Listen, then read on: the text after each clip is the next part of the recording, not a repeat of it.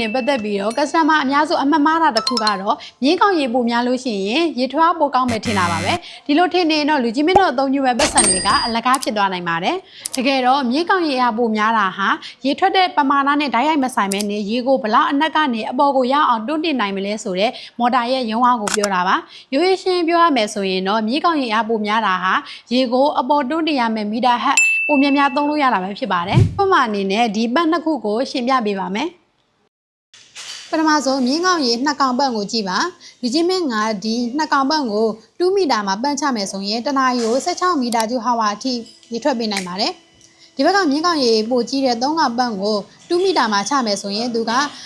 6.5မီတာကျူဟာဝါအထိပဲထွက်ပေးနိုင်ပါတယ်။